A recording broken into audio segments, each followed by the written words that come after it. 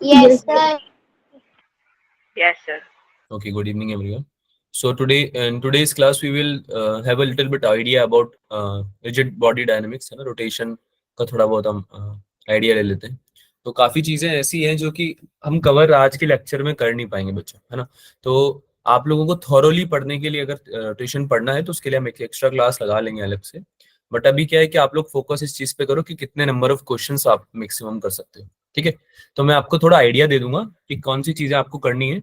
And we will अभी के लिए we will practice only that. ठीक है. क्योंकि पूरा चैप्टर अभी कंप्लीट करना बहुत मुश्किल है. इवन कोई सा भी चैप्टर अगर आप 11th का कोई भी टॉपिक उठाओगे तो उसको 1 2 या 3 क्लास में भी करना बहुत मुश्किल है. राइट. काफी बड़े चैप्टर्स हैं, है ना. तो अगर आपको पूरी सिलेबस पूरी थ्योरी करनी है तो हम उसको बाद में करेंगे जब हमारे पास टाइम होगा थोड़ा सा, है ना.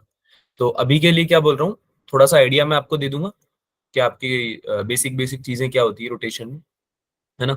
और कुछ क्वेश्चन हम कर लेंगे साथ में. बाकी आप लोगों को मैं सोर्स बता दूंगा. टेस्ट के बाद ही क्लासेस लगेंगी. हाँ बेटा, क्लासेस तो लगेंगी ना. और क्लास नहीं भी लगेंगी तो हमारी रेगुलर क्लास तो लगेगी ही ना, उसमें मैं करा दूंगा, है ना. उसकी टेंशन तुम मत लो. रेगुलर क्लास में भी अगर कराना होगा तो मैं रेगुलर क्लास में भी 11th की जो है इनकॉर्पोरेट करने लगूंगा. ठीक है. तुम्हारा बेसिकली जो पूरा सिलेबस है उसको हमको ढंग से करना है, ये टारगेट है हमारा. उसके लिए जितनी भी क्लासेस लगेंगी हम लेंगे, है ना. उसकी आप टेंशन मत लीजिए. लेकिन फिलहाल आप मेजर टेस्ट पे फोकस करो. मेजर टेस्ट के लिए जो जो जरूरी है कल वाले टेस्ट के लिए वो चीजें हमें अभी करनी है. ठीक है. चालू करें. Yes, sir. Yes, sir. Yes, sir. Sorry. Okay. So मैं I am sharing my screen. बताना मुझे दिख रही है कि आप लोगों को. Good evening, sir. Good evening बेटा.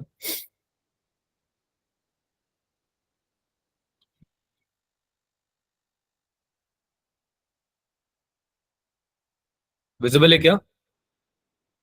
Yes, Yes, sir. sir. Yes, sir. ठीक है. तो आपके जो मैंने आपको क्या बताया था कि आपको मेनली अभी आपको 2 चैप्टर्स पे फोकस करना है. एक तो रोटेशन हो गया, एक हो गया आपका मेनली वर्क पर एनर्जी. ठीक है. वर्क पर एनर्जी अच्छे से पढ़ के जाना पूरी. वर्क पर एनर्जी के क्वेश्चन भी सारे सॉल्व करके आना, है ना. Because that would be a very important topic, है ना. ये not just in your major test, आपके उसमें भी नीट में भी. ठीक है. तो वर्क पर एनर्जी एक बड़ा सिलेबस कवर करता है. उसका जो मार्जिन है ज्यादा है ना. क्वेश्चन ज्यादा आते हैं उससे. तो आप उसको अच्छे से करके जाएंगे. सेंटर ऑफ मास और सर्कुलर मोशन आप थ्योरी रिवाइज करके जा सकते हैं ना. That would be more than enough. तो उसके लिए ज्यादा प्रैक्टिस करने की अभी जरूरत नहीं है. बाद में जब हमारे पास टाइम होगा तो हम उसके भी क्वेश्चन सॉल्व करेंगे. Right.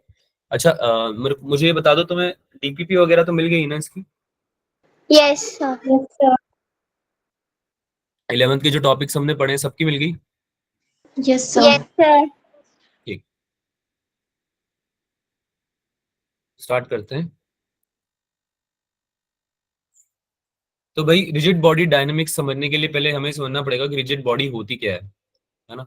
Now, what is a rigid body? It is defined as a system of particles in which distance between each pair of particles remains constant.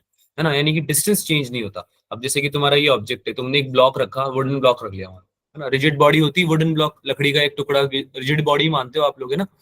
तो उसमें क्या बोलते हैं हम लोग कि भाई जो डिस्टेंस बिटवीन द पार्टिकल्स है वो हमेशा कांस्टेंट रहेगा टाइम के हिसाब से. जैसे कि अगर ये पार्टिकल 1 है और ये पार्टिकल 2 है तो इसके बीच में अगर x डिस्टेंस है तो ये डिस्टेंस x ही रहेगा, चाहे आप इसको किसी भी टाइम फ्रेम पे देखो, है ना. अनटिल अनलेस इस बॉडी को ही चेंज नहीं कर दिया तुमने, तोड़ दिया या इसमें कुछ बदलाव ला दिए.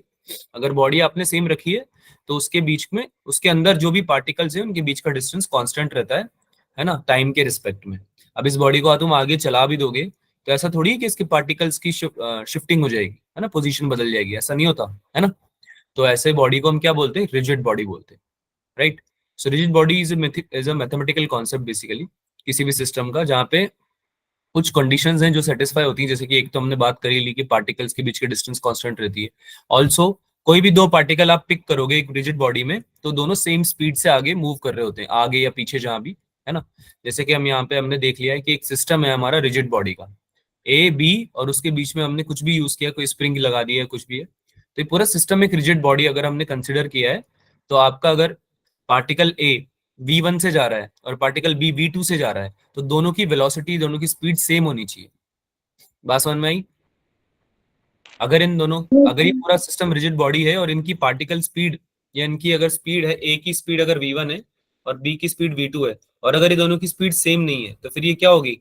नॉन रिजिड बॉडी, है ना? May be it will be a flexible body और समथिंग एल्स, बट ये रिजिड बॉडी नहीं होगी। तो ये रिजिड बॉडी क्यों नहीं होगी, और ये तो समझ में आ गया, लेकिन रिजिड बॉडी नहीं होगी उससे क्या होगा? तो उससे ये होगा कि हम जो कॉन्सेप्ट पढ़ने वाले हैं ना, जो हम फॉर्मूलाज डिराइव करेंगे, जो कुछ हम रिजिड बॉडी डायनामिक्स में सीखेंगे, उसको हम अप्लाई नहीं कर सकते उस सिस्टम पे। बात समझ में आ रही है सबको? Yes, sir. Yes, तो sir. हमारे जो रोटेशन है या रिजिड बॉडी डायनामिक्स है, उसके सारे कॉन्सेप्ट हम रिजिड बॉडी पे ही अप्लाई कर सकते हैं। तो बहुत ऑब्वियस सी बात है ना, नाम से समझ में आ रहा है। तो आप लोगों को ये आइडेंटिफाई करना है पहली बात तो, कि आपकी जो बॉडी है वो रिजिड बॉडी है या नहीं है ना? और कैसे आइडेंटिफाई करना है वो समझ में आ ही गया सबको। अच्छा, अगर इसकी स्पीड सेम होगी तो इसका जो जिस फोर्स से ये, बेटा एक बार म्यूट कर लो।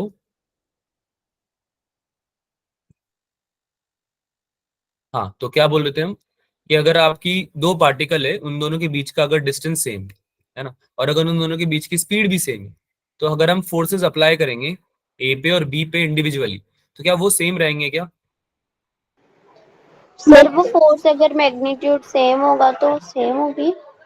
हाँ, यानी कि अगर हम इस चीज को ऐसे समझते हैं कि अगर हमारा पार्टिकल जो है वो अगर सेम वेलोसिटी से आगे जा रहा है, ए v1 और v2 से, तो इसका अगर एक्सेलरेशन भी सेम है ना, a1 और a2, तो फोर्सेस अप्लाइड भी सेम होंगे, है ना? आगे चले। आज हम यस बिल्कुल सर। ओवरव्यू वाली क्लास रखेंगे बच्चों, ताकि मैं लास्ट में क्या है, कुछ क्वेश्चन डिस्कस कर सकूं तुमसे, है ना, जो कि हमारे टेस्ट में इंपॉर्टेंट हो सकते हैं, है ना, मेजर टेस्ट में भी हो सकते हैं और आगे नीट में भी हो सकते हैं। तो आज हम बिल्कुल बिल्कुल थ्योरेटिकल क्लास बिल्कुल वैसी रखेंगे, बिल्कुल कॉम्पैक्टेड, ठीक है? तो मैं आपको पहले से इसलिए बता रहा हूँ ताकि आप इस चीज को समझें कि हमारा जो सिलेबस है पूरा, इवन रोटेशन का भी, वो एक क्लास में कवरेबल नहीं है ना, कवर नहीं किया जा सकता। तो तुम लोगों को मैं बिल्कुल आइडिया देना चाहता हूँ कि भाई होता क्या है रिजिड बॉडी डायनामिक्स, या रोटेशन कैसे काम करता है ना, इसके कॉन्सेप्ट्स क्या क्या है मेन मेन, और आप इस चीज को यूज करते हुए कुछ क्वेश्चन सॉल्व करते हुए जाएं, ठीक है? वो मैं बता दूंगा आपको कि आपको क्या सॉल्व करना है, ठीक है? तो तुम्हारे ऊपर बहुत बड़ी रिस्पॉन्सिबिलिटी है कि आप लोग एक बार अगर इसके क्वेश्चन सॉल्व करके जाओगे तो ही हो पाएंगे कल के टेस्ट में पे, है ना? अगर क्वेश्चन सॉल्व करके नहीं जाओगे तो ये बहुत मुश्किल है कि आप इसके क्वेश्चन सॉल्व कर पाओ एग्जाम में आके, राइट? चलें आगे। Yes sir. Yes. ठीक है, तो भाई कितने टाइप्स ऑफ मोशन होते हैं किसी रिजिड बॉडी के, ये आप लोगों ने 11th में पढ़ा होगा। टोटल 3 टाइप्स होते हैं, एक तो होता है प्योर ट्रांसलेशनल, एक होता है प्योर रोटेशनल, ठीक है? एक होता है प्योर ट्रांसलेशनल, एक होता है प्योर रोटेशनल, और एक होता है ट्रांसलेशनल और रोटेशन कंबाइंड, ठीक है? तो ट्रांसलेशन क्या होता है भाई? What is translation motion? A body is said to be in pure translational motion if the displacement of each particle of the system is same. यानी कि अगर हर पार्टिकल किसी सिस्टम का, एक सिस्टम तुमने ले लिया, ये ब्लॉक ले लिया तुमने, अब इस सिस्टम में जितने भी पार्टिकल्स हैं, इन सबका जो मोशन है, इन सबका जो डिस्प्लेसमेंट है वो सेम होना चाहिए। यानी कि अगर ये वाला पार्टिकल तुम्हारा एक्स डिस्टेंस आगे गया है, मान लो तुमने इस ब्लॉक पे फोर्स लगाया है ना, इसको पुश किया, तो तुम्हारा अगर ये पार्टिकल एक्स डिस्टेंस आगे गया है, तो ये वाला जो पार्टिकल है ये भी एक्स डिस्टेंस आगे जाएगा। क्या ये बात समझ में आ रही है? Yes, sir. Yes, ऐसे sir. ऐसे मोशन को हम क्या बोलेंगे? प्योरली ट्रांसलेशनल मोशन, है ना? इसमें रोटेशन नहीं हो रहा है, इसमें केवल क्या हो रहा है? ट्रांसलेशन। यानी ट्रांसलेशन मतलब एक एक्सिस पे मूवमेंट हो रहा है ना? All the particles have same displacement, same velocity and same acceleration. किसी भी इंस्टेंट पे तुम चेक करोगे ना, तो इस बॉडी के सारे पार्टिकल्स का सेम ही जो डिस्प्लेसमेंट होगा, जैसे एक्स गया है इधर तो ये वाला पार्टिकल भी एक्स जाएगा। अब इसका मतलब ये नहीं होता कि अगर एक बॉडी तुम्हारी ऐसी है तो आप बोलोगे सर ये वाला पार्टिकल तो बॉडी में आगे की तरफ था और ये वाला पीछे की तरफ था। तो बेटा अगर ये आगे गया होगा एक्स डिस्टेंस, तो ये यहाँ पे कहीं आ गया होगा, है ना? और अगर ये डिस्टेंस एक्स डिस्टेंस आगे जाएगा तो ये यहाँ पे कहीं आ जाएगा। बात समझ में आ रही है? Yes sir. Yes, sir. लेकिन दोनों का डिस्प्लेसमेंट तो क्या है? सेम, है ना? डिस्प्लेसमेंट क्या होना चाहिए? सेम। तो सेम तरीके से वेलोसिटी भी सेम होगी, यानी कि अगर ये वाला पार्टिकल v वेलोसिटी से गया है तो ये वाला पार्टिकल भी v वेलोसिटी से ही गया होगा, है ना? क्योंकि ये बॉडी क्या है? रिजिड बॉडी, है ना? और अगर एक्सेलरेट वेलोसिटी सेम है तो एक्सेलरेशन भी उसका सेम ही रहेगा किसी भी इंस्टेंट पे। यानी कि acceleration of particle 1 will be equal to acceleration of particle 2, और ऐसे सो ऑन जितने भी पार्टिकल्स होंगे, है ना। सबका अगर आप कॉमन ए मान लेते हो तो फिर हर बॉडी ए एक्सेलरेशन से आगे जा रही होगी या पीछे आ रही होगी, जहां भी जो भी डायरेक्शन होगा एक्सेलरेशन का, है ना। Same goes with velocity. अच्छा, अगर एक्सेलरेशन और वेलोसिटी सेम है तो क्या फोर्स अप्लाइड भी सेम होगा न्यूटन लॉ की वजह से? Yes sir. Total net external force जितना तुम लगाओगे वो किसके बराबर आना चाहिए? एक्सटर्नल फोर्स अगर आपने लगाया इस बॉडी पे कुछ, तो फिर वो आना चाहिए सारे सिस्टम ऑफ पार्टिकल्स के पे लगे हुए फोर्स के बराबर, राइट। ma1 प्लस ma2 जितने भी पार्टिकल्स।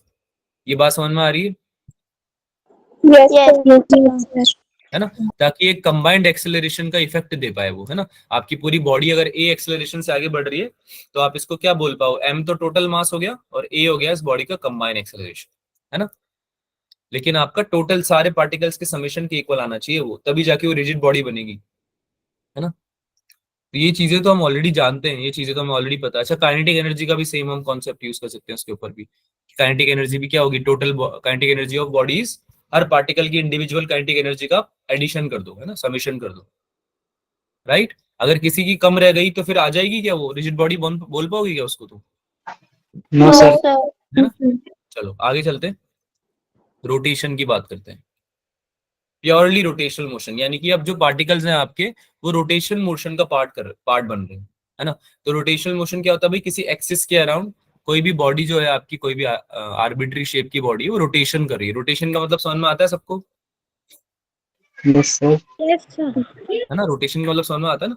तो अगर आपकी कोई भी रिजिड बॉडी आप वो लेते हो, है ना, उसका शेप कुछ भी हो, डजेंट मैटर, अगर वो किसी फिक्स एक्सिस के अराउंड रोटेशन कर रही है ना, घूम रही है, ठीक है, तो every point of the body moves in a circle whose centre lies on the axis. तो आपका जो हर पार्टिकल क्या है वो क्या करेगा, सर्कुलर मोशन करेगा, है ना, सर्कल में घूम रहा होगा हर पॉइंट।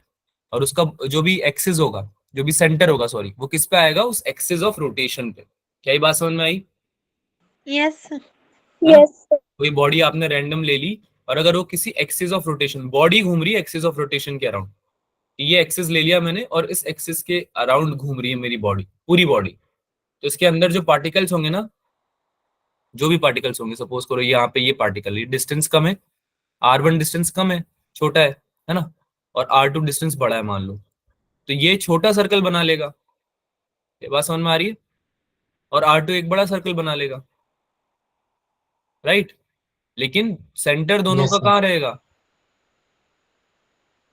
अरे सेंटर कहाँ रहेगा दोनों का? एक्सिस पे। एक्सिस पे रहेगा। ये बात समझ में आई सबको? Yes, sir. यस है ना? सर। और अगर आप वेलोसिटी आपसे पूछी जाए हर पार्टिकल की, तो आप लिख ही सकते हो v equals to r omega होता ही है, v1 equals to r1 omega, v2 equals to r2 omega, है ना। क्योंकि घूम तो ये किससे रहा है, सब लोग ओमेगा से घूम रहे हैं ना। एंगुलर वेलोसिटी कितनी है आपकी बॉडी की? Omega, omega. Omega. ठीक है, समझ में आया सबको? Yes, sir. और यस क्या हुआ, नहीं आया? आ गया सर। हाँ, टोटल काइनेटिक एनर्जी क्या हो जाएगी इसी तरह से, half mv1 square plus half mv2 square, और ऐसे ही सारे पार्टिकल्स का एडिशन हो जाएगा जैसे हम बात करी हुई थी। तो अब हम v1 की जगह रख देंगे r omega, r1 omega, v2 की जगह रख देंगे r2 ओमेगा, है ना। ऐसे रखते जाएंगे तो हम यहाँ पे एक रिलेशन ऑब्टेन कर सकते हैं, m1 r1 square m2 r2 square, सबकी ओमेगा कॉमन है, तो हमने ओमेगा को क्या ले लिया, बाहर ले लिया, कॉमन ले लिया, है ना। और ये m1 r1 square plus m2 r2 square क्या बोल रहे हैं हम, इसको हम बोल रहे हैं मोमेंट ऑफ इनर्शिया। क्या बोलते हैं बच्चों? Moment of moment of inertia, ठीक है। तो ये फॉर्मूला क्या बन जाएगा? ओमेगा का हाँ बेटा, ओमेगा का स्क्वायर कहाँ से आया? ओमेगा का स्क्वायर कहाँ से आया बेटा, v equals to r omega है ना। तो अगर यहाँ यस पे sir. Half m v square में अगर v स्क्वायर कर रहे हो आप, तो आर स्क्वायर ओमेगा स्क्वायर नहीं बनेगा क्या? Yes sir. Yes sir. आया समझ में? Yes sir. ठीक है, तो ये होता है मोमेंट ऑफ इनर्शिया, ठीक है। बेसिकली मास और डिस्टेंस के मल्टीप्लीकेशन का समेशन, है ना, सारी बॉडी के basically m1 r square, distance के स्क्वायर का summation, m1 square, m1 r1 square plus m2 r2 square. ये इंपॉर्टेंट है, ये general form of moment of inertia है ना। मोमेंट ऑफ इनर्शिया डिफाइन कैसे होता है, ऐसे होता है, ठीक है। ओमेगा तो एंगुलर स्पीड है, ऐसे एंगुलर वेलोसिटी है, ऐसे, ये तो पता ही तुम लोगों को।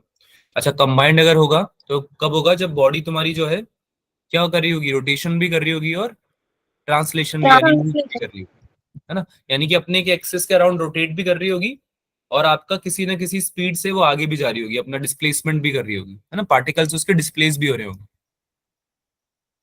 बात समझ में आ रही है? Yes sir. है ना? Yes, sir. कोई भी जनरल मोशन जो होता है ना उसको कंबाइंड कंबाइंड ही माना जाता है, कंबाइंड ट्रांसलेशन रोटेशन।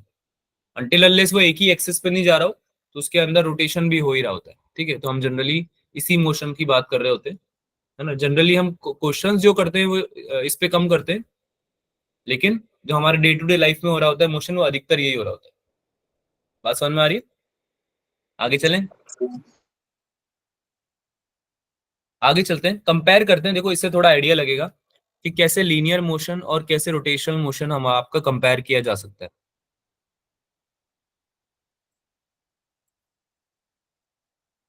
हिम्मत? सर कंबाइंड वाला रिपीट कर दो। कंबाइंड वाला रिपीट कर दूं? कंबाइंड में देखो हमने क्या पढ़ा कि जब भी आपकी बॉडी, कहाँ गया, जब भी आपकी बॉडी ट्रांसलेशन भी कर रही होगी यानी कि उसका डिस्प्लेसमेंट भी हो रहा होगा एक पॉइंट से दूसरे पॉइंट पे। जैसे कि अब ये वाली बॉडी देखते हैं तो ये किसी एक्सिस के अराउंड फिक्स है ना। ये देखो तुमने यहाँ पे फिक्स कर दिया, अरे बात समझ में आ रही है? तुमने इस बॉडी को फिक्स कर दिया यहाँ पे, यस सर। है ना। अब ये केवल घूम रही है ओमेगा से, पर क्या ये मूव कर रही है? क्या ये बॉडी ऐसे आगे मूव करी है? नहीं करी है ना। नो। तो अगर ये बॉडी आगे मूव भी कर जाए, है ना, कुछ इसकी स्पीड और इससे आगे मूव कर जा रही है, डिस्प्लेस हो गई है, यहाँ पे आ गई, है ना, और साथ में घूम भी रही है, रोटेशन भी हो रहा है इस बॉडी में, तो ऐसे मोशन को हम क्या बोलते हैं? कंबाइंड ट्रांसलेशन और रोटेशन। ठीक है, तो उसमें हम जब जब भी ऐसा कोई मोशन होगा तो आप उसमें दोनों चीजें डील करोगे। आपको उसमें ओमेगा भी यूज करना पड़ेगा, उसमें आपको वेलोसिटी भी यूज करना पड़ेगा, है ना। दोनों चीजों को आपको कंसिडर करना पड़ेगा। बात समझ में आई? Yes sir. यस है ना? सर। आगे चलते हैं, कंपेयर करते हैं भाई दोनों में। अगर एक्सेलरेशन जीरो है लीनियर मोशन में तो उसमें हमने क्या पढ़ा था पहले बचपन में कि भाई आपका वेलोसिटी Velocity. कांस्टेंट हो जाता है, राइट, और डिस्प्लेसमेंट क्या हो जाता है? वीटी हो जाता है। ये पता है हमें? Yes, sir. अरे s equals to u t plus half t square होता है ना। Yes sir. तो अगर एक्सेलरेशन जीरो हो गया तो केवल एस इक्वल्स टू क्या बचेगा? यूटी बचेगा, है ना। और वी वीटी इसलिए लिखा है हमने क्योंकि ऑब्वियसली इसकी फाइनल वेलोसिटी ले रहे हैं हम, इनिशियल अगर जीरो है तो। ठीक है, तो भाई जिस भी स्पीड से वो चल रहा है मल्टीप्लाई बाय टाइम उसका डिस्प्लेसमेंट हो जाता है अगर जीरो हो तो एक्सेलरेशन। जबकि यहाँ पे क्या होता है? अगर एक्सेलरेशन जीरो होता है रोटेशनल मोशन में तो आपकी ओमेगा कांस्टेंट होती है ना, और एंगुलर डिस्प्लेसमेंट कितना हो जाता है? Omega T. बात समझ में आई? Yes sir. है ना। यहाँ पे सब कुछ एंगुलर हो रहा है बस, और कुछ नहीं है। बाकी चीजें तो सेम है, सही। वेलोसिटी और ओमेगा दोनों स्पीड होती है ना, दोनों वेलोसिटी होती है, राइट। Yes sir. बस एक होती है ट्रांसलेशनल लीनियर और एक होती है रोटेशनल। ठीक है, ऐसे अगर एक्सेलरेशन कांस्टेंट हो गया तुम्हारा तो एक्सेलरेशन जो sorry if acceleration a is constant तो फिर ये आप फॉर्मूला लिख सकते हो s equals to u plus v by two into t. लेकिन अगर एक्सेलरेशन यहाँ कांस्टेंट हो गया, अल्फा लेते हैं यहाँ पे। अल्फा क्या होता है बच्चों? Angular acceleration. Angular acceleration. Angular acceleration समझते हो ना? कोई बॉडी अगर घूम रही है ओमेगा से तो अगर ये बॉडी और तेज घूमने लग गई, है ना, ओमेगा भी तो चेंज हो सकता Yes, sir. है ना। ओमेगा अगर चेंज कर दिया तुमने तो एक्सेलरेट करने लगेगा ना पार्टिकल घूमते वक्त। अरे जोर जोर से घूम सकता है ना बेटा। पंखे की स्पीड बढ़ाते हो तो पंखा एंगुलर एक्सेलरेशन नहीं शो करता है क्या? करता है सर. समझ में आ रही है ना बात? ठीक है, तो सेम तरीके से डिस्टिंग्विश किया गया है। अच्छा, एक्सेलरेशन का होता है v minus you by T linear motion में, तो यहाँ पे क्या हो जाता है भाई? Final omega minus initial omega divide by T, है ना। तो काफी सिमिलर फॉर्मूलाज हैं अगर आप ध्यान से समझो तो, है ना। S equals to u t plus half t square इधर यूज करते हैं, इधर हम यूज कर लेंगे theta omega t plus half alpha t square. तो ये याद तो रहेगा ना बेटा? ये सारे फॉर्मूले याद रहेंगे ना? Yes, yes sir. ये इसमें है ना, अगर आपको जरूरत पड़ेगी अप्लाई करने की तो कर पाओगे ना अप्लाई, Yes, sir. है ना। रोटेशन मोशन में कंफ्यूज मत हो जाना कि सर यहाँ पे तो ये नए फॉर्मूले लगा दिए, है ना, ऐसा नहीं होता। अच्छा, ये nth डिस्टेंस पे अगर आपको डिस्प्लेसमेंट निकालना है ना, तो ये वाला फॉर्मूला यूज करते हो। तो ये फॉर्मूला तुम्हें याद नहीं रहता होगा, पर अगर इसको याद रखोगे तो कभी कभी काम आ सकता है। तो ये भी सेम रहता है दोनों के लिए, ठीक है। आगे समझते हैं। If acceleration is not constant, ये तो सारे फॉर्मूला हम तब यूज करते हैं जब एक्सेलरेशन कांस्टेंट है। कई बार होता है ना एक्सेलरेशन भी चेंज हो जाता है।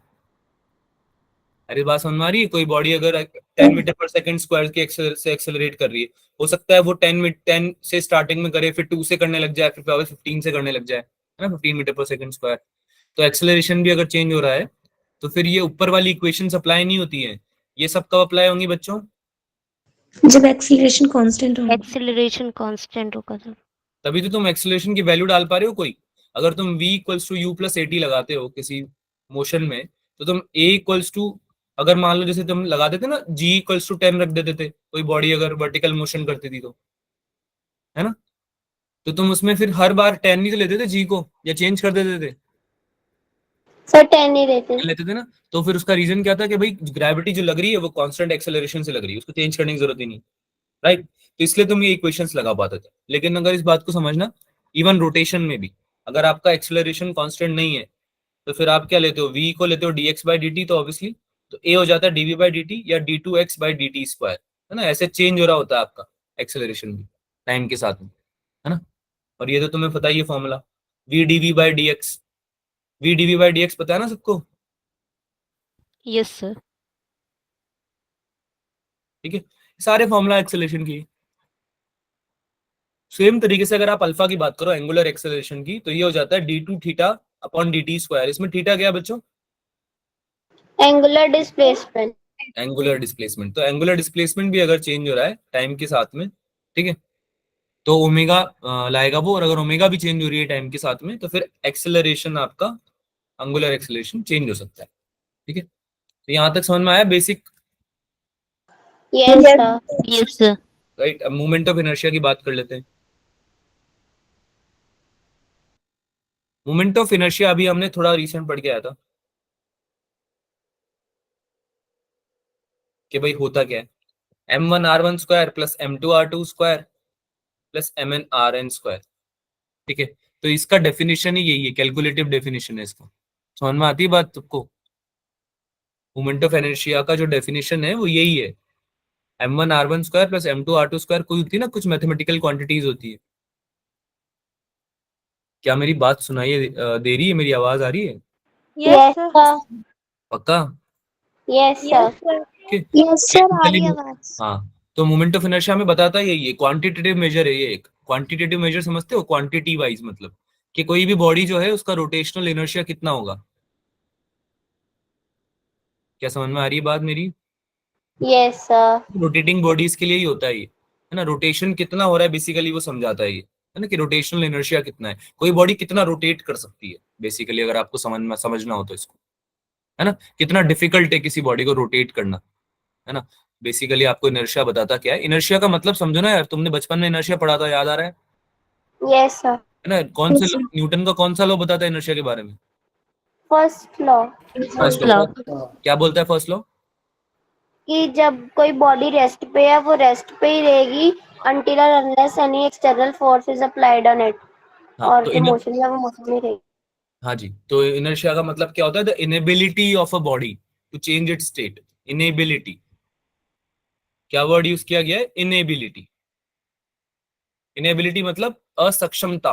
असक्षमता मतलब कोई भी बॉडी कुछ काम नहीं कर पा रही है अगर, है ना, कोई भी चीज अगर कोई भी इंसान, कोई भी बॉडी अगर कुछ काम नहीं कर पा रही है, उसको इनेबिलिटी बोलते हैं, राइट। जैसे कि सर्दियों में तुम्हारी क्या हो जाती है, इनेबिलिटी हो जाती है ना उठने की, इनर्शिया में आ जाती हो तुम स्लीप की, है ना, सोते ही रहते हो, फिर उठा नहीं जाता तुमसे। इनर्शिया तो हुआ, वो इनर्शिया ऑफ स्लीप बोलते हैं उसको, है ना। सर्दियों में अक्सर देखा जाता है ये स्टूडेंट्स में, ठीक है। तो ऐसे ही इनर्शिया का मतलब क्या होता है कि इनेबिलिटी, कुछ कर नहीं पाना, ना, तुम चाह तो रहे हो कि उठ जाओ पर तुम उठ पा नहीं रहे हो, है ना, इनेबिलिटी है तुम्हारी। तो इनर्शिया ऑफ स्लीप हो गया। तो यहाँ पे हम मोमेंट ऑफ इनर्शिया की बात कर रहे हैं। तो इसका मतलब क्या हुआ कि भाई कोई भी रिजिड बॉडी है, समर में भी नहीं, समर में मत करो यार ये हाँ, वैसे तुम्हारे केस में तो पूरे 12 महीने ही है, तो तुम भी मतलब मोमेंट ऑफ इनर्शिया के शिकार हो, तुम भी, तुम्हारे अंदर भी मोमेंट ऑफ इनर्शिया है ना। सब बॉडी का होता है वैसे तो, हर रिजिड बॉडी का होता है। तो रिजिड बॉडी का मोमेंट ऑफ इनर्शिया में क्या बताता है कि भाई उस रिजिड बॉडी को कितना मुश्किल है घुमाना। बात समझ में आ रही है? Yes, sir. है ना? तो moment Yes, of sir. Inertia ये बताएगा उसका कि भाई how difficult it is to rotate a body, है ना? मोमेंट ऑफ इनर्शिया उस चीज के बारे में आपको मैथमेटिकल मेजरमेंट देता है। क्या क्लियर हो गया क्या होता है एमओआई क्या होता है, पता चल गया? Yes, है ना? sir. अब इसका थोड़ा मेजरमेंट सीखते हैं। यहाँ पे आई जो है वो डिफाइन ही इस तरह से है, ये सबसे इंपॉर्टेंट चीज है। अब देखो मोमेंट ऑफ इनर्शिया वैसे तुम्हें इंडिविजुअली बॉडीज के ना याद करने पड़ेंगे, और उसका डेरिवेशन जो है अगर आप समझना चाहो तो वो समझ सकते हो, ऐसी कोई दिक्कत नहीं है। अगर हम हर बॉडी का डेरिवेशन करने लगे तो हमको कम से कम 10 क्लासेस लगेंगी, जो कि हमारे पास ऑब्वियसली है नहीं, है ना? 11th में आप लोग को करना चाहिए था, पर सिंस आप लोग नहीं कर पाए हो, मतलब तो अभी आपके पास उतना टाइम नहीं है, तो बेटर ही होगा या तो आप याद रख लो, या फिर आप इस पे कोई ना कोई वीडियोस वगैरह से आप पढ़ सकते हो इस चीज को, ठीक है? जिसमें आपका क्विक डेरिवेशन हो जाएगा। वैसे मैं रिकमेंड करूंगा कि याद रखोगे तो बेटर है, क्योंकि क्वेश्चंस में जो काम आता है वो बस याद रखना आता है। पढ़ा है ना 11th में कि एक स्फेयर का क्या होता है, डिस्क का क्या होता है, अभी मैं थोड़ा बहुत Yes, बताऊंगा sir. इससे आगे, है ना? Yes, sir. Moment of inertia का काम वहीं तक है, ठीक है? एक मोमेंट ऑफ इनर्शिया निकालने पे क्वेश्चंस आते हैं पैरेलल एक्सिस थ्योरम और परपेंडिकुलर एक्सिस थ्योरम से, उसके बारे में भी थोड़ी बहुत बात कर लेंगे अभी हम, है ना? लेकिन पॉइंट यही है कि तुम लोगों को जो बेसिक फॉर्मूलाज है ना उसको याद करके जाना पड़ेगा। बात समझ में आ रही है? Yes, तो sir. इसमें काम पता है Yes, क्या sir. आएगा? आप लोगों को फॉर्मूला शीट शेयर करी थी मैंने, Yes, sir. है तुम्हारे पास? सबके पास है फॉर्मूला शीट वाली जो मैंने शेयर करी थी ग्रुप में? Yes hand sir. रेज करो अगर Yes, किसी के sir. पास है। कृपया हाथ उठाएं जिनके पास नहीं है, वो बड़ी काम की चीज है, अभी काम आएगी तुम्हारे टेस्ट से पहले। अपूर्वा, सलाम, और किसके पास है? अच्छा, 2 बंदों के पास है, ठीक है। तो मैं आप लोगों के ग्रुप पे मेंशन है वैसे, पता है? तुम लोगों का ग्रुप है ना, जो भी जिस व्हाट्सएप ग्रुप में हो तुम लोग, उसमें आप डिस्क्रिप्शन में देखा करो, सब चीजें मेंशन है उसमें। एक काम करता हूँ, मैं फिर से आपको रीसेंड कर दूंगा, ठीक है? मैं ग्रुप में रीसेंड कर दूंगा उसको, उसको पढ़ के जाना प्लीज, है ना? उसमें से फॉर्मूले रिवाइज करके जाना। रोटेशन मैं फिर से रिपीट कर रहा हूँ, एक बहुत बड़ा चैप्टर है। अभी हम 1 घंटे की क्लास में इसको नहीं कर पाएंगे, हम 3 क्लास में भी नहीं कर पाते इसको, क्योंकि बहुत बड़ा चैप्टर है। अगर आप चाहो कि हम एमआई निकालें हर एक बॉडी का, मोमेंट ऑफ इनर्शिया निकालने जाएं, तो ही उसमें 3 दिन लग जाते हैं। तो ऐसे केस में मैं आपको एक ओवरव्यू देना चाहता हूँ, ताकि चैप्टर के बारे में आपको आइडिया रहे थोड़ा बहुत, है ना? और बाकी आप फॉर्मूला रिवाइज करके जाओ उससे, तो उसका यूज करके आप कर सकते हो क्वेश्चन सॉल्व, राइट? बात समझ में आ रही है? Yes, sir. Yes, sir. ठीक है, अंडर कॉन्फिडेंट नहीं रहना है, अंडर कॉन्फिडेंट रह के टेस्ट नहीं देना है। आता है तुमको, बहुत कुछ आता है, ठीक है? अच्छा दोगे तुम टेस्ट, उसको उसका टेंशन मत लेना। लेकिन अगर फॉर्मूला रिवाइज करके भी नहीं गए, तो जो इजी क्वेश्चंस है ना जो तुम सॉल्व कर सकते हो, थोड़ी बहुत बेसिक अंडरस्टैंडिंग तुमने ले लिया आज की क्लास में, लेकिन अगर फॉर्मूला भी रिवाइज नहीं किया तो फिर उसका कोई फायदा नहीं होने वाला। आप क्वेश्चन को छोड़ के आना पड़ेगा आपको, या फिर गलत करके आ जाओगे, ठीक है? तो वो मत करना। आगे समझते हैं। इसमें आर आई जो है बेटा, आर आई इसलिए लिखा है क्योंकि आई वेरिएबल है ना? आर आई में R1 भी हो सकता है, R2 भी हो सकता है। बेसिकली अलग अलग पार्टिकल्स के अलग अलग डिस्टेंसेस हैं। किससे किससे डिस्टेंस है ये सारे? Axis. एक्सिस ऑफ रोटेशन से, है ना? It is the perpendicular distance of mass m i from axis of rotation. Perpendicular distance से समझ में आ रहा है? देखो परपेंडिकुलर है ना, Yes, Yes, sir. sir. है ना? एक्सिस ऑफ रोटेशन से परपेंडिकुलर डिस्टेंस है सारे। सो moment of inertia is a scalar positive quantity. पहली बात तो जो है वेक्टर नहीं है ना? It is a scalar quantity, it is a mathematical quantity, है ना? कंटिन्यूस सिस्टम अगर आपका होता है, जैसे कि हमने कंटिन्यूस सिस्टम पढ़ा था ना बच्चों की, एक पूरा मास है जो कंटिन्यूसली डिस्ट्रीब्यूटेड है, लास्ट क्लास में ही पढ़ा था, याद हो तो? Yes, sir. Yes. तो उसमें हम एक छोटा एलिमेंट ले लेते हैं डीएम, और फिर उसको इंटीग्रेट कर देते हैं। यही सीखा है हमने तो, है ना? अभी तक हम फॉर्मूला क्या पढ़ रहे थे? MI R1 RI का होल स्क्वायर, यही पढ़ रहे थे आई का फॉर्मूला, Sir. है ना? Yes, और sir. इसका समेशन कर देते थे, जहां तक भी जितने भी पार्टिकल्स हैं, अगर i इक्वल्स टू 1 से लेकर n पार्टिकल्स है तो समेशन कर दो दोनों का, सबका, सारों का। लेकिन अगर कंटिन्यूस मास सिस्टम है तो उसमें फिर क्या करोगे आप? इंडिविजुअली तो पार्टिकल का मास ले नहीं पाओगे, राइट? Yes. हमारी है, इंडिविजुअली तो मास का ले नहीं पाओगे पार्टिकल का, तो फिर आप क्या करोगे? इंटीग्रेट कर दोगे, डीएम को इंटीग्रेट कर दोगे। अब आपका डीएम और आर आई स्क्वायर तो अभी भी आर स्क्वायर ही है ना? तो तुम क्या कर दोगे? इसको इंटीग्रेट कर दोगे, जब इसको आप इंटीग्रेट करोगे तो इस पूरी बॉडी का मोमेंट ऑफ इनर्शिया निकल के आ जाएगा, है ना। डीएम क्या लिया है बच्चों, हमने एक स्मॉल एलिमेंट का मास लिया है। क्या ये बात समझ में आई कि इंटीग्रेशन से कैसे आया ये? Yes, sir. कोई भी बॉडी थी उसमें तुमने छोटा सा पैच ले लिया डीएम मास का, और तुमको पता है कि पूरी बॉडी में मास इक्वली डिस्ट्रीब्यूटेड है, राइट। तो जो भी इसका एक्सिस ऑफ रोटेशन होगा, है ना, जो भी इसका एक्सिस ऑफ रोटेशन होगा, उससे जब आप मल्टीप्लाई करोगे डिस्टेंस को, आर स्क्वायर को, और जब आप इंटीग्रेट करोगे तो ये हर पूरी बॉडी का हर एक पैच का मोमेंट ऑफ इनर्शिया दे देगा, यहाँ का भी, यहाँ का भी, यहाँ का भी, है ना। ये आपको पूरी बॉडी का क्या दे देगा, मोमेंट ऑफ इनर्शिया। बात समझ में आई, है ना। Yes. R distance Yes, sir. लिया है, ये अभी डीएम एलिमेंट का लिया है। आर क्या है, perpendicular distance of DM element, right. Yes, sir. ठीक है, obviously from the axis, axis कौन सा, एक्सिस ऑफ रोटेशन। Question. ठीक है, ये बात समझ में आ गई होगी। अच्छा, मोमेंट ऑफ इनर्शिया डिपेंड किस पे करता है, density of the material of the body पे, यानी कि कितनी डेंसिटी है उस चीज पे डिपेंड करेगा, ऑब्वियसली क्योंकि मास पे डिपेंड कर रहा है ना, तो डेंसिटी पे Yes. डिपेंड करेगा, है ना। Shape and size of the body पे डिपेंड करेगा, क्योंकि आर का भी रोल है इसमें, है ना, डिस्टेंस का भी रोल है एक्सिस ऑफ रोटेशन से, तो शेप और साइज कैसी है उस पर भी डिपेंड करेगा। एक्सिस ऑफ रोटेशन पे तो ऑब्वियसली करेगा इसे, क्योंकि एक्सिस ऑफ रोटेशन से तो देखते हैं हम परपेंडिकुलर डिस्टेंस को, है ना। तो इन तीनों चीजों पे आपका डिपेंड करेगा मोमेंट ऑफ इनर्शिया। टोटलिटी में हम ये बोल सकते हैं कि it depends upon the distribution of mass relative to the axis of rotation, यानी कि अगर कोई बॉडी है और उसका एक्सिस ऑफ रोटेशन केवल इधर से इधर की तरफ है ना, तो आपका मास किधर की तरफ लोकेटेड है, मेनली एक्सिस ऑफ रोटेशन के कंपैरिजन में, उस चीज पे आपका मोमेंट ऑफ इनर्शिया डिपेंड करेगा। क्या बात समझ में आई सबको? Yes, sir. अगर आपका एक्सिस ऑफ रोटेशन यहाँ की जगह यहाँ हो जाता ऐसे, तो क्या मोमेंट ऑफ इनर्शिया बदल जाता क्या इसका? Yes, sir. Moment of inertia बदल जाता है, क्योंकि एक्सिस ऑफ रोटेशन पर डिपेंड करता है वो, राइट। एक्सिस ऑफ है ना, it shifted parallel to the axis of rotation because r i does not change, moment of inertia does not change if the mass is shifted. अगर mass shift हो गया, अगर mass shift हो गया तो आपका मोमेंट ऑफ इनर्शिया क्या होगा, चेंज नहीं होगा। क्यों? Parallel to the axis of rotation shift किया, क्योंकि आपने, है ना, एक्सिस ऑफ रोटेशन के पैरेलल शिफ्ट किया, इसलिए।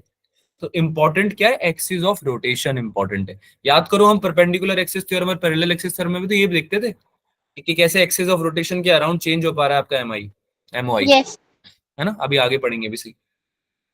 अगर mass is rotated about the axis of rotation is circular path because r i does not change. अगर सर्कुलर पाथ में हुआ तो भी आर आई चेंज नहीं होगा, क्योंकि सर्कुलर पाथ में सेंटर से तो डिस्टेंस सेम रहती है ना। क्या बात? Yes, sir. सर्कुलर पाथ में सेंटर से डिस्टेंस तो सेम रहती है, तो उस केस में भी आपका एमओआई चेंज नहीं होगा। आगे चलते हैं, एक क्वेश्चन करते हैं। अब देखो, मैंने ये सॉल्व एग्जांपल लिया है, उसको समझते हैं, सॉल्व करने की जरूरत नहीं है। 4 पार्टिकल्स लिए हमने, each of mass m, they are kept at 4 corners of square of H A. आपको क्या निकालना है, मोमेंट ऑफ इनर्शिया निकालना है पूरे सिस्टम का about the line perpendicular to the plane of square. अब लाइन परपेंडिकुलर मतलब क्या होता है, एक स्क्वायर तुमने ले लिया, अगर तुम्हारी लाइन कैसे जा रही है, इसके ऐसे जा रही है ना, अंदर की तरफ या बाहर की तरफ। बात समझ में आ रही है? अरे बात समझ में आ रही है, परपेंडिकुलर लाइन कैसे जा रही है, उसके एक्सिस ऑफ रोटेशन कौन सा है, Yes. Yes, plane sir. के पैरेलल, ऐसे ऐसे प्लेन के परपेंडिकुलर। ये अगर प्लेन है तुम्हारा तो इसके ऐसे परपेंडिकुलर तुम्हारी क्या जा रही है, एक्सिस ऑफ रोटेशन जा रही है, ठीक है। और पास कहां से हो रही है, ये सेंटर से, ठीक है। तो परपेंडिकुलर डिस्टेंस निकालना पड़ेगा पहली बात तो एक्सिस ऑफ रोटेशन से। यही पढ़ा है ना हमने कि एक्सिस ऑफ रोटेशन लो और उससे परपेंडिकुलर डिस्टेंस निकाल लो, बेटा यही पढ़ा है ना, Yes, sir. है ना। तो कितना हो जाएगा, स्क्वायर में कितना होता है, ए डिस्टेंस ये अगर ये होता है, ये कितना हो जाता है, ए बाय √2। √2. नहीं समझ में आया कैसे आया ये? आ गया sir. पता है ना, तो ये वाली डिस्टेंस a बाय √2 होती है Yes, sir. Yes, sir. है ना। क्योंकि इसको जब 2 Yes. से मल्टीप्लाई कर देंगे हम, तो ये क्या बन जाएगा, √2a। ये तो होता है स्क्वायर में जो डायगोनल का वैल्यू होता है वो कितना होता है, √2a होता है ना। अरे हाँ या ना, Yes. है ना। तो इसका आधा क्या हो जाएगा, a बाय √2, ठीक है। ये आपकी हो जाएगी पार्टिकल की, m पार्टिकल की एक्सिस ऑफ रोटेशन से डिस्टेंस हो जाएगी। तो अभी हम कैसे निकालते हैं मोमेंट ऑफ इनर्शिया भाई, m into a by root two का होल स्क्वायर कर देंगे, mr स्क्वायर करते हैं ना, Yes, sir. ठीक है। ये हो जाएगा आपका axis of rotation, m into a by root two का होल स्क्वायर। कितना आ जाएगा ये, हाफ एम ए स्क्वायर आ जाएगा। तो हाफ एम ए स्क्वायर किसका आया भाई, एक पार्टिकल का, राइट। और हमने क्या पढ़ा है कि सारे एम आर स्क्वायर को हम क्या करते हैं, ऐड कर देते हैं ना, समेशन निकालते हैं। क्या Yes, बात समझ में आ sir. रही? तो 4 टाइम्स हो जाएगा, 4 times into half M A square, Yes, sir. Sir. कितना आ गया ये, 2 एम ए 2 स्क्वायर। mm. आंसर आ गया, that is your answer to the question, ठीक है। तो ऐसे क्वेश्चंस बहुत सारे आएंगे, तुमको बस कॉन्सेप्ट का ध्यान रखना है। अब ये कॉन्सेप्ट तुम सीख चुके हो, मेन चीज तुम सीख चुके हो, अब आगे तुम्हें कोई भी क्वेश्चन आए तुम उसको कर सकते हो, ठीक है। अब वो जो भी क्वेश्चन आएगा उसमें आपको अपना दिमाग जरूर लगाना पड़ेगा बस समझने के लिए, बाकी कॉन्सेप्ट आपको आ गया है। क्या ये क्वेश्चन कर पाओगे?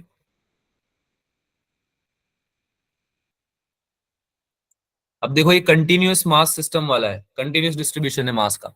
तुमको मोमेंट ऑफ इनर्शिया निकालना है रिंग का, जिसका मास क्या है m और रेडियस क्या है r, है ना। मैंने तुम्हें यहाँ पे एक डायग्राम बना के भी दे दिया ताकि तुम्हें समझ में आ जाए कि एक डीएम एलिमेंट लिया है मैंने।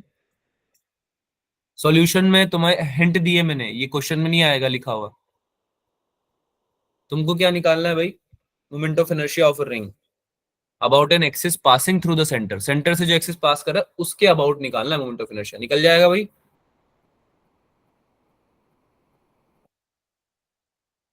निकल जाएगा बेटा।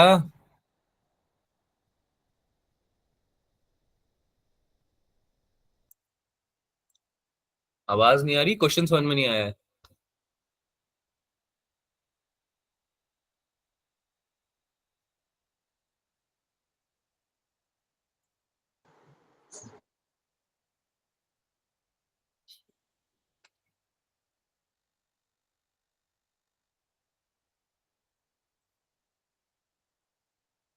तमन का आंसर आ गया, बाकी बच्चे भी बताएंगे।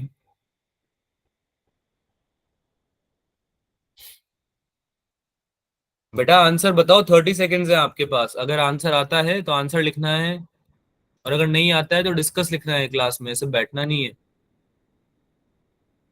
30 सेकेंड्स यू हैव, चैट में आंसर लिखिए।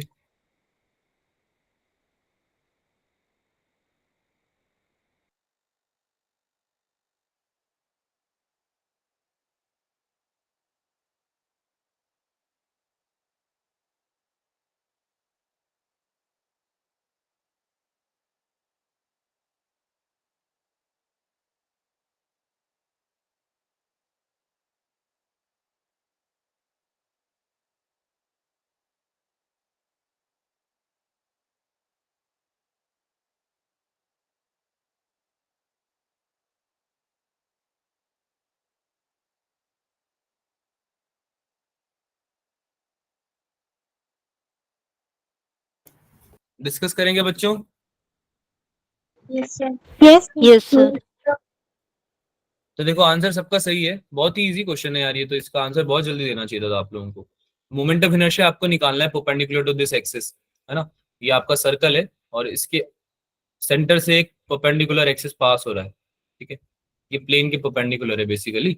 तो ये कैसे निकाल सकते हैं, हम लोगों ने पढ़ा हुआ है अभी थोड़ी देर पहले कि अगर हम मास कंटिन्यूस मास ले लेते हैं, यूनिफॉर्म मास डिस्ट्रीब्यूशन ले लेते हैं, कंटिन्यूस मास डिस्ट्रीब्यूशन, तो उसके केस में हम क्या करते हैं, एक डीएम एलिमेंट लेते हैं और उसको क्या करते हैं, इंटीग्रेट करते हैं ना Integrate. आर स्क्वायर के Integrate. साथ। तो क्या हो जाएगा ये, d m into r square, R square. है ना। अब आर की जगह तो क्या है, कैपिटल आर है, आर तो हमारा कैपिटल आर है, तो ये तो आर स्क्वायर बाहर आ जाएगा, है ना। और डीएम का इंटीग्रेशन हो जाएगा, कितना हो जाएगा ये, Capital of R square. क्योंकि एक्सिस ऑफ रोटेशन से, जो एक्सिस ऑफ रोटेशन है उससे डिस्टेंस कितना है आपका, डीएम एलिमेंट का डिस्टेंस लेते हैं ना हम इसमें, Yes, Yes, sir. sir. Yes, sir. वो तो आर है, राइट। तो ये हो जाएगा एम आर स्क्वायर, ठीक है। क्यों, क्योंकि आर कितना है, आर कैपिटल आर के बराबर। आगे चले, Yes, sir. ठीक है। दोनों एक थ्योरम्स के बारे में बात कर लेते हैं, परपेंडिकुलर एक्सिस थ्योरम और पैरेलल एक्सिस थ्योरम। दो थ्योरम्स होती हैं मोमेंट ऑफ इनर्शिया कैलकुलेट करने के लिए, only applicable to the plane laminar bodies. Laminar समझते हो सब लोग, 2 डायमेंशनल ऑब्जेक्ट्स, जैसे कि तुम्हारा पेज जो हो गया, पेज कॉपी नोटबुक का जो पेज होता है, क्या वो लेमिनार ऑब्जेक्ट है क्या? Yes, sir. Yes, sir. ठीक है, तो वैसे ऑब्जेक्ट्स को हम लेमिनार ऑब्जेक्ट्स बोलते हैं, उन पे हम परपेंडिकुलर एक्सिस थ्योरम लगा सकते हैं। बात समझ में आई? ठीक है, Yes, sir. Yes. कैसे लगाएंगे? If axis 1 and 2 are in the plane of the body and perpendicular to each other, दो एक्सिस लिए हमने 1 and 2, they are in the plane of the body and perpendicular to each other. ठीक है, यानी कि axis, एक axis हो गया तुम्हारा ये पेज था, तो लेट्स से कि तुमने एक तो ये ले लिया एक्सिस और एक ये ले लिया, तो ये है तो प्लेन में ही दोनों, है ना, और दोनों पर क्या है, एक दूसरे के परपेंडिकुलर भी है, राइट। तो एक्सिस 3 जो होगा आपका perpendicular to the plane 1 and 2, यानी कि एक्सिस 3 जो यहां से निकलेगा ऊपर की तरफ, है ना, पेज के परपेंडिकुलर होगा। समझ में आई बात क्या बोला मैंने? Yes, sir. Yes, sir. जैसे कि पेज हो गया आपका, तो इसमें तो एक तो एक्सिस ऐसे हो गया, है ना, और एक एक्सिस ऐसे हो गया, राइट। इस पे दिख रहा है क्या तुम्हें? मैं ड्रॉ करके दिखाता हूँ, देखो।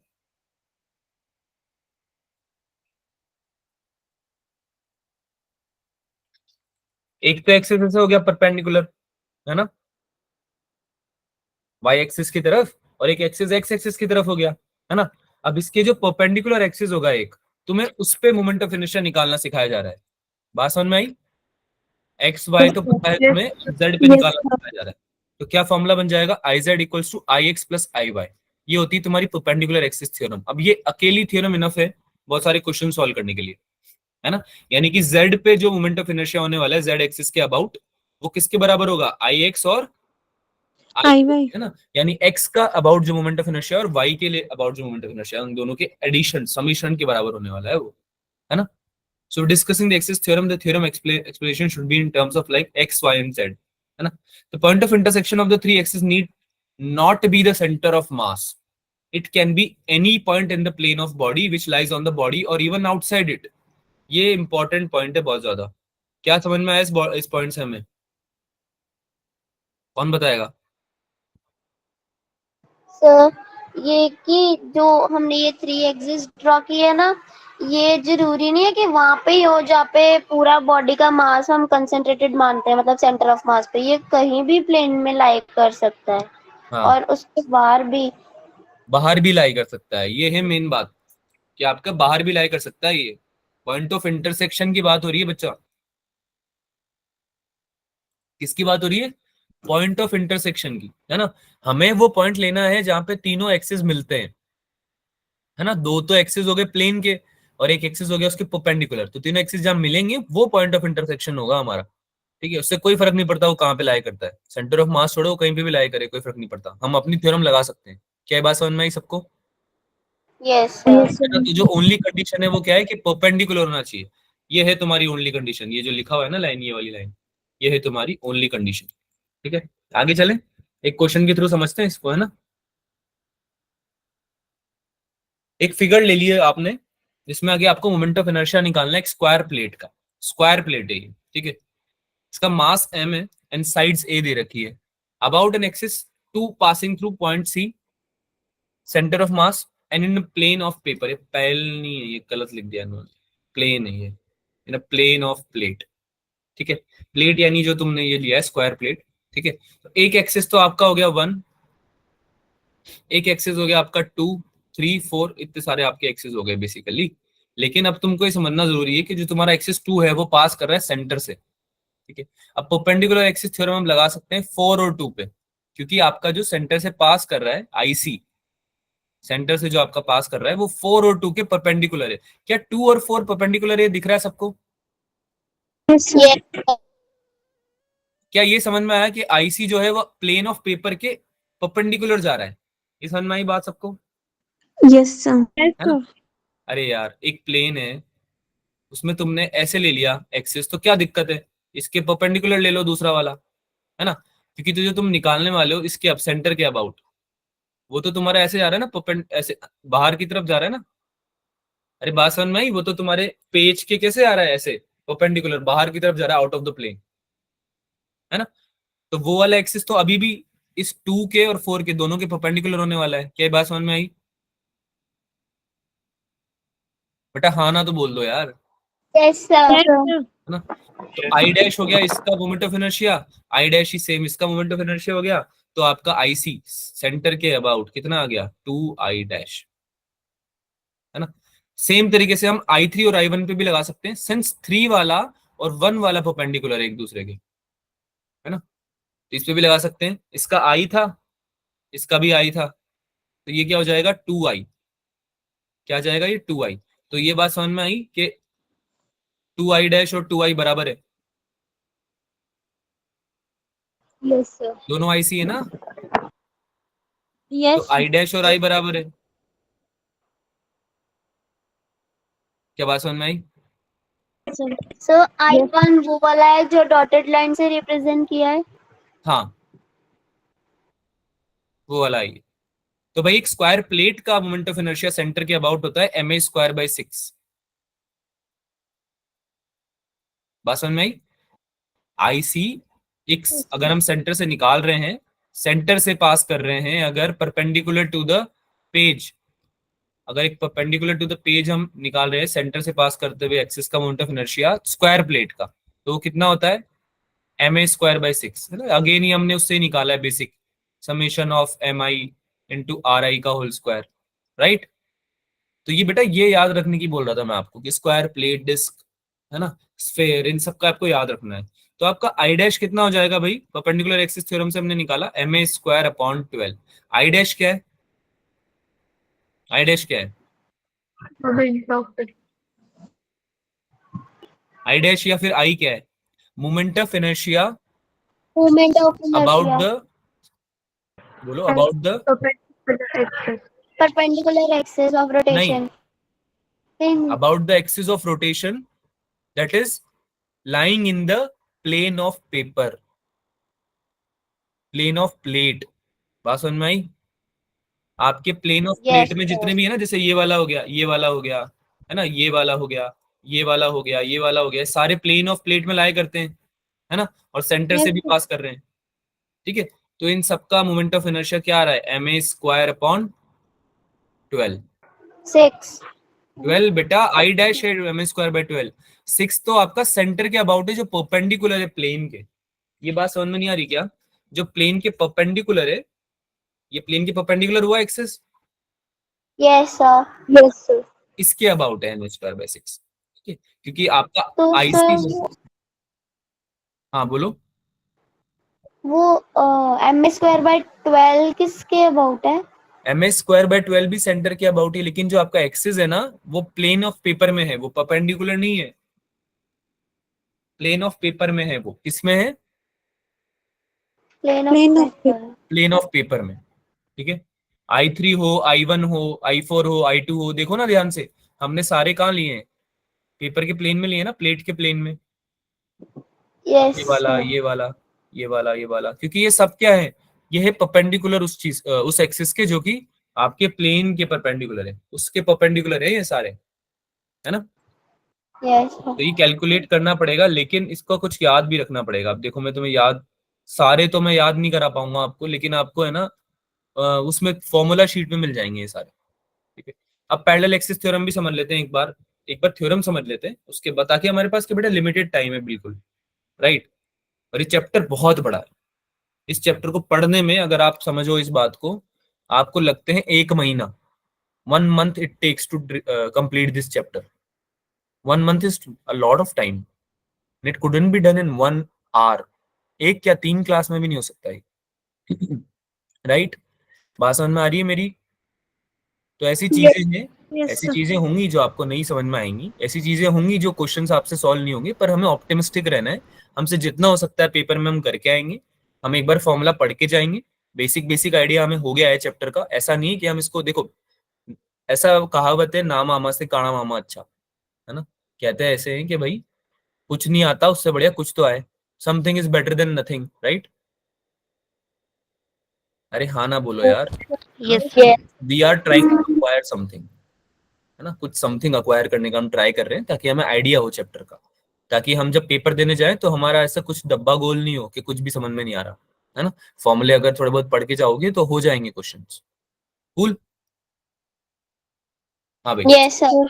पैरेलल एक्सिस थ्योरम समझते हैं, applicable to a planar as well as 3D dimensional objects. अब देखो परपेंडिकुलर एक्सिस थ्योरम किस पे वैलिड थी, केवल प्लेट पे या लेमिनार ऑब्जेक्ट्स पे, है ना। परपेंडिकुलर एक्सिस थ्योरम किसके लिए थी? प्लेन वालों के लिए। हाँ, प्लेन ऑब्जेक्ट्स या लेमिनार ऑब्जेक्ट्स के, जो लेमिनार जैसे दिखते हैं, है ना। जैसे कि पेज ऑफ पेपर हो गया आपका, है ना, हम बात कर रहे थे ना एक पेज ऑफ पेपर की, पेज पेपर की बात कर रहे थे, एक हमारा जो है ना प्लेन जैसा ही दिखता है, वो लेमिनार जैसा दिखता है। लेकिन पैरेलल एक्सिस थ्योरम आपको 3D डायमेंशनल ऑब्जेक्ट्स पे भी लगती है, प्लेनर पे तो लगती है, ऐसा नहीं प्लेन्स पे नहीं लगेगी। जिन जिन पे जिन चीजों पे परपेंडिकुलर एक्सिस थ्योरम लगती है उस पैरेलल भी लगती है, लेकिन ये 3D पे भी लग जाती है ना। तो इसमें कुछ चीजें मानते हैं भाई, if I A B moment of inertia of the object about axis A B, एक एक्सिस ए बी ले लिया आपने, उसके अबाउट अपने मोमेंट ऑफ इनर्शिया लिख दिया आई ए बी, इसके अबाउट कितना है भाई, याद रखना आई ए बी, ठीक है। आईसीएम क्या हो गया, सेंटर ऑफ मास के about, moment of inertia of the object about an axis passing to the centre of mass. जो भी आपका एक्सिस सेंटर ऑफ मास से पास करेगा उसके अबाउट जो आई लेने वाले हो आप, वो कितना लेने वाले हो, आई सी एम, ठीक है, उसको बोल दे अपना आईसीएम। अब ये जो एक्सिस है तुम्हारा, ये ए बी के परपेंडिकुलर होना, सॉरी पैरेलल होना चाहिए, ये बात याद रखना। ऐसा मत बोलना कि सर ये सेंटर ऑफ मास आपने जो लिया है इसके तो ऐसे भी ले सकते हैं हम, है ना, ये एक्सिस भी तो देखो सेंटर ऑफ मास से निकल रहा है, लेकिन ए बी लाइन तो तुमने इधर ली है, ए बी एक्सिस तो तुमने ऐसे लिया है, तो क्या ये दोनों पैरेलल है क्या? No sir. No sir. तो इस पे अप्लाई मत कर देना, इस पे अप्लाई नहीं होगी, पैरेलल होना चाहिए दोनों, है ना, ये बात हम याद रखेंगे। एम क्या है, टोटल मास, डी क्या है, perpendicular distance between the axis A B about which moment of inertia is to be calculated, and the one passing through the centre of mass and parallel to it. यानी कि हम calculate क्या करना चाह रहे हैं, आई ए बी, क्योंकि हमें जनरली आईसीएम तो पता होता है बच्चों। अरे ये जो तुमने एम ए स्क्वायर बाय 6 लिखा था यहाँ पे, ये आईसीएम ही तो था, बात समझ में आ रही है। आईसीएम आपको जनरली पता होता है, आप लोग जो याद करोगे ना फॉर्मूला शीट में भी, वो सारे आपके आईसीएम होंगे, है ना, तो वो आपको पता होते हैं, याद होते हैं जनरली, है ना, या आप निकाल भी सकते हो उनको, जो हमने जनरल फॉर्मूला डिस्कस किया उससे निकाल भी सकते हो। लेकिन आपको अगर कोई एक्सिस पैरेलल दे दिया, है ना, क्वेश्चन में आ गया जैसे कि भाई √5 डिस्टेंस पे एक एक्सिस ऑफ रोटेशन है बॉडी में, ऑब्जेक्ट में, उसके अबाउट निकाल के दिखाओ मोमेंट ऑफ इनर्शिया, तो फिर आप क्या करोगे, पैरेलल एक्सिस थ्योरम का यूज करोगे। क्या होता है formula, ICM plus M D square, और इसमें डी क्या है बच्चों, what is D, perpendicular distance, perpendicular distance between क्या, I A B and Yes. ICM, है ना, दोनों एक्सिस के, आई ए बी मतलब axis basically, not moment of inertia, axis, है ना, यहाँ पे हम एक्सिस लिख देते हैं, axis A B and axis about centre of मास, ठीक है, इन दोनों के बीच का परपेंडिकुलर डिस्टेंस है डी। आई होप ये बात क्लियर हो गई होगी। चलो एक क्वेश्चन करके दिखा दो यार इस पे। मोमेंट ऑफ इनर्शिया निकालना है आपको, टू यूनिफॉर्म जॉइंट रॉड्स का, एक दो रॉड्स को ज्वाइन कर दिया तुमने, दोनों की लेंथ एल है ना, तुमको मोमेंट ऑफ इनर्शिया निकालना है, दोनों रॉड्स का जब मास एम है, ईच अबाउट पॉइंट पी निकालना है तुमको, है ना, पैरेलल एक्सिस थ्योरम का यूज करते हुए। ट्राई करो,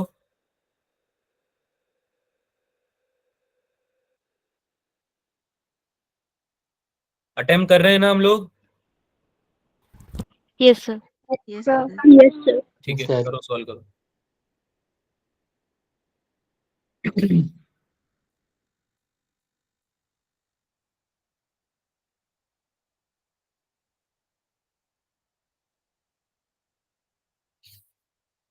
मोमेंट ऑफ इनर्शिया जो रॉड का होता है वो पता है कितना होता है,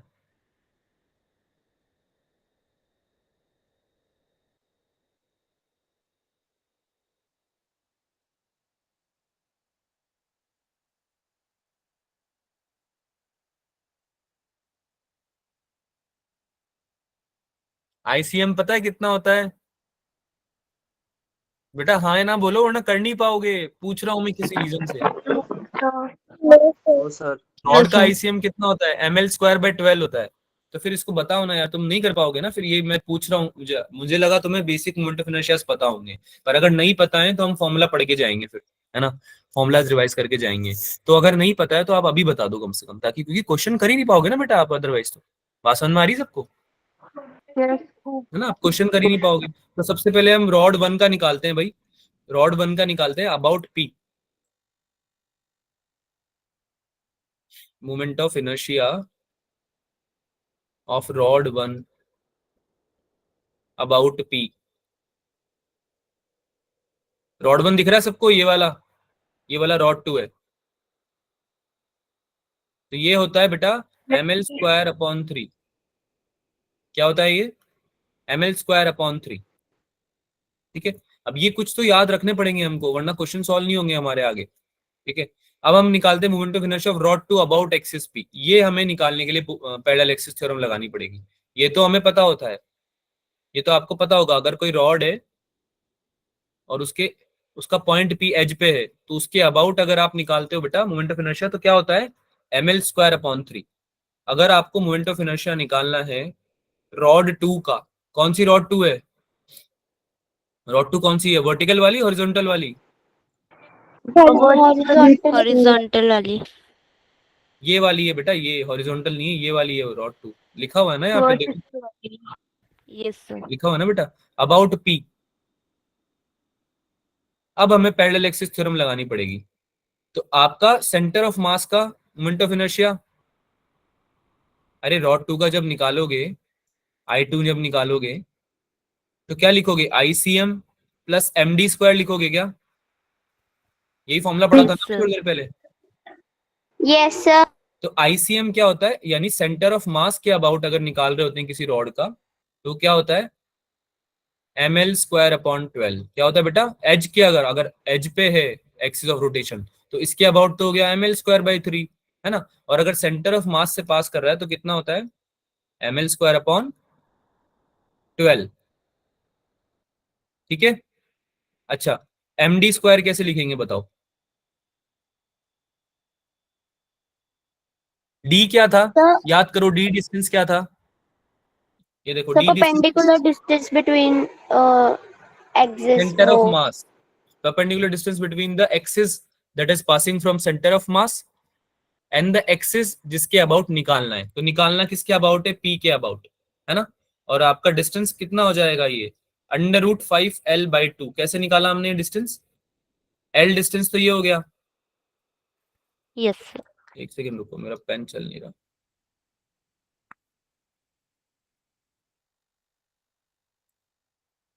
एक सेकेंड रुको।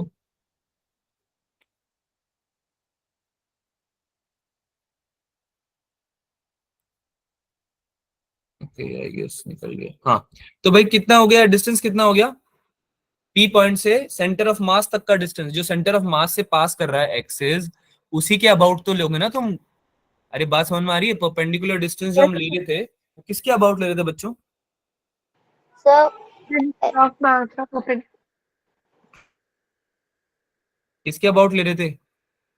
सर सेंटर ऑफ मास और एक उसके जो पैरेलल एक्सिस होती थी ना, उसके बीच का डिस्टेंस। पैरेलल एक्सिस कौन सी थी? पी के अबाउट, जो हमें निकालनी है ना। जो हमें Yes, sir. निकालनी है वो Yes, कौन सी एक्सिस है? पी के अबाउट, है ना। पी के अबाउट जो एक्सिस जारी होगी, है ना। और हमारा सेंटर ऑफ मास के अबाउट जो एक्सिस जारी होगी, उन दोनों के बीच का परपेंडिकुलर डिस्टेंस तो यही होगा, शॉर्टेस्ट डिस्टेंस तो यही होगा। स्ट्रेट लाइन ही तो होता है शॉर्टेस्ट डिस्टेंस। अरे शॉर्टेस्ट डिस्टेंस तो स्ट्रेट लाइन ही होता है ना, दो पॉइंट्स के बीच का। Yes, sir. तो कैसे निकालेंगे? L और L/2, ये तो पाइथागोरस लग जाएगी इसमें। L Yes, square sir. Plus L²/2, L/2 का होल स्क्वायर, सॉरी, है ना। तो कितना बन जाएगा ये? √5L/2, है ना। तो कितना आ गया ये? m इंटू, बोलो आगे क्या लिखूंगा? √5L/2 का होल स्क्वायर। Whole square. अब ये आंसर कितना आएगा आपका?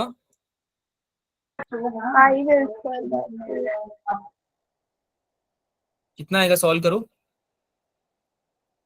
5ml²/3। हाँ, अब तुमको अभी आंसर नहीं आया, अभी तुम्हें मोमेंट ऑफ इनर्शिया दोनों यूनिफॉर्म जॉइंट्स का निकालना है ना, जॉइंट रोड्स का निकालना है। तुमने इंडिविजुअली निकाला है। क्या ये बात समझ में आई सबको? अभी Yes, sir. आपने इंडिविजुअली Yes, निकाला sir. है ना। अब आपको अगर दोनों का कंबाइंड निकालना है तो दोनों का आपको क्या करना पड़ेगा, ऐड करना पड़ेगा। जो टोटल मोमेंट ऑफ इनर्शिया आएगा Addition. उसमें आपको दोनों का ऐड करना पड़ेगा। I1 प्लस I2 कितना हो जाएगा भाई, ml² upon 3 plus ml² upon 12 plus m into इसका जो भी आंसर आएगा कितना आएगा भाई, 5l² अपॉन 4। यही आ रहा है। Yes, sir. This is Yes, your sir. Complete answer. ठीक है, तो ऐसे सॉल्व करना है इसको। बस पैरेलल एक्सिस में याद क्या रखना कि जो एक्सिस पास हो रहा है सेंटर ऑफ मास से, उसके बीच का डिस्टेंस लेना है एक्सिस से जिसके अबाउट तुम निकाल रहे हो, है ना।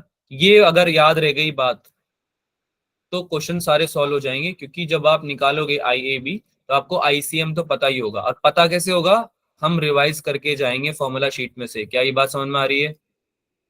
Yes, sir. है ना। देखो Yes, मैंने यहाँ sir. पे तुम्हारे लिए थोड़ा मेंशन भी किया है। सॉलिड स्फेयर का सेंटर ऑफ मास के अबाउट होता है 2/5 mr²। होलो स्फेयर का सेम। रिंग के अराउंड कितना होता है, mr², है ना। यूनिफॉर्म और नॉन यूनिफॉर्म दोनों। रिंग रिंग और स्फेयर में डिफरेंस तो समझते हो ना। Yes, sir. Yes, sir. Ring और डिस्क में भी डिफरेंस समझते हो। डिस्क में क्या होता है, Yes. मास होता है पूरा अंदर भी, है ना। लेकिन रिंग होलो होती है अंदर से। तो जब डिस्क का निकालोगे तो आ जाएगा mr²/2। अब देखो इनके अगर हम इंडिविजुअली निकालने बैठेंगे ना बेटा तो बहुत ज्यादा टाइम चला जाएगा। ठीक है, बात समझ में आई सबको? तो ये सारे आप करोगे खुद से। ठीक है, अरे हाँ ना बोलो। Yes, sir. ठीक है, रेडियस ऑफ गायरेशन आप लोगों ने पढ़ा हुआ है। It is a measure of way in which the mass of rigid body is distributed with respect to axis of rotation. कितना मास डिस्ट्रीब्यूटेड है एक्सिस ऑफ रोटेशन के अकॉर्डिंग, है ना। ये चीज हमें बताती है रेडियस ऑफ गायरेशन। इसका फॉर्मूला होता है I इक्वल्स टू mk²। इसमें जो k है वो है रेडियस ऑफ गायरेशन, है ना। ये भी मोमेंट ऑफ इनर्शिया और टोटल मास से ही रिलेटेड होती है बेसिकली। बताती क्या ये कि कैसे हमारा जो मास है बेसिकली वो डिस्ट्रीब्यूटेड है around the axis of rotation, है ना। रिजिड बॉडी का जो मास है वो कैसे डिस्ट्रीब्यूटेड है, ये हमें रेडियस ऑफ गायरेशन बताती है।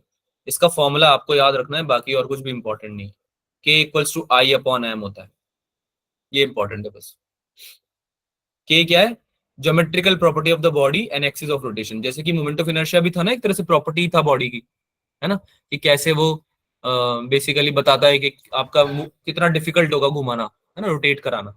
ऐसे के भी क्या है, ज्योमेट्रिकल प्रॉपर्टी है, और ये हमें बताती है कि कितना मास डिस्ट्रीब्यूटेड है एक्सिस ऑफ रोटेशन के अराउंड, है ना। बात समझ में आई? Yes, sir. ठीक है। टॉर्क, टॉर्क होता है R×F। ये पढ़ा हुआ है तुमने ऑलरेडी कि टॉर्क R×F होता है। इसको फिर से बताने की जरूरत है क्या? No, sir. है ना? हम इसमें क्या ले लेते हैं, परपेंडिकुलर कंपोनेंट लेते हैं हमेशा आर का। आर का क्या लेते हैं, परपेंडिकुलर। ये आप बात याद रखना, है ना। इसको रिवाइज भी, इसको पूरा पढ़ लेना एक बार थ्योरी के हिसाब से। लेकिन आपका मेन जो इसमें समझने वाली बात ये है कि टॉर्क पहली बात तो देता क्या है, it is the torque represents the capability of a force to produce change in the rotation motion. यानी कि कोई भी फोर्स आप किसी बॉडी पे लगा रहे हो, सपोज करो तुमने यहाँ पे फोर्स लगाया, यहाँ पे टॉप पे फोर्स लगाया, तो अगर ये इस बॉडी को घुमा सकता है, अगर ये फोर्स तुम्हारा इस बॉडी को घुमा सकता है, तो ये फोर्स क्या कर सकता है बेटा, टॉर्क प्रोड्यूस कर सकता है। क्या कर सकता है, Torque produce. टॉर्क प्रोड्यूस कर सकता है ना, रोटेशन दे सकता है क्योंकि बॉडी को। तो टॉर्क बताता है ये कि भाई कोई फोर्स केपेबल है क्या किसी बॉडी को घुमाने के, है ना। ये आपको टॉर्क बताता है। लिखते कैसे हैं, R×F से। ठीक है, आर क्या है, आर क्या है, Perpendicular distance from the axis of rotation. हाँ, परपेंडिकुलर डिस्टेंस आपका उस पॉइंट ऑफ एप्लीकेशन से। ठीक है, पोजीशन वेक्टर है ये, position vector of the point of application of force with respect to the point about which we want to determine the torque. जिस point के अबाउट टॉर्क डिटरमाइन करना ना बेटा, उस पॉइंट से लेना है आपको डिस्टेंस। बात समझ में आई? जैसे कि यहाँ पे अगर मान लो यहाँ से ये घूम रहा है, इस पॉइंट के अबाउट घूम रहा है, ये इस एक्सिस के अबाउट, तो ये इस एक्सिस से इस पॉइंट ऑफ एप्लीकेशन के बीच का डिस्टेंस होगा आर वेक्टर। बात समझ में आई? Yes, sir. Yes, sir. और आर परपेंडिकुलर तो तुम ले ही लोगे, आर साइन थीटा होता है वो तो तुम ले ही लोगे, तुम्हें पता है ऑलरेडी। ठीक है, टॉर्क अबाउट एन एक्सिस ये हम पढ़ चुके हैं ऑलरेडी कि टॉर्क अबाउट एन एक्सिस कैसे लिखते हैं, R×F से लिखते हैं। ठीक है, कुछ थ्योरी है वो आप पढ़ लेना। एक लास्ट टॉपिक ये पढ़ लेते हैं हम क्योंकि हमारे क्लास का टाइम हो गया है। एंगुलर मोमेंटम क्या होता है, angular momentum of particle about a point. So angular momentum R×F P होता है बेसिकली मोमेंटम, जैसे हमें बताता है ना किसी बॉडी का मोमेंटम क्या बताता है बच्चों? मोमेंटम क्या बताता है हमें? So कितना मास, कितनी क्वांटिटी आपकी मूव कर रही है, ये बताता है quantization of mass, quantization of yes sir. Velocity basically, है ना, कि कितना मास आपका कितनी वेलोसिटी से मूव कर रहा है, यही बताता है। मास इनटू वेलोसिटी से आप डिफाइन करते हो, अगेन एक मैथमेटिकल क्वांटिटी है। तो एंगुलर मोमेंटम हमें ये बताता है बेसिकली कि जो आपका मोमेंटम है ना, अगर आपका मोमेंटम है वो किसी एंगल पे है या नहीं है ना, रोटेशन का पार्ट है या नहीं है, ठीक है। तो इसमें आप आर और पी क्या लोगे? पी तो आपको पता ही है क्या होता है, मोमेंटम ऑफ पार्टिकल, Moment. है ना, और आर Yes क्या होता है? Position of a vector of particle with respect to the point O about which the angular momentum is going to take place, है ना। किसी एंगल पे आप जो मोमेंटम करने वाले हो, जिस रोटेशन का आप पार्ट बनने वाले हो, उस पॉइंट के अबाउट आपको आर वेक्टर लेना है।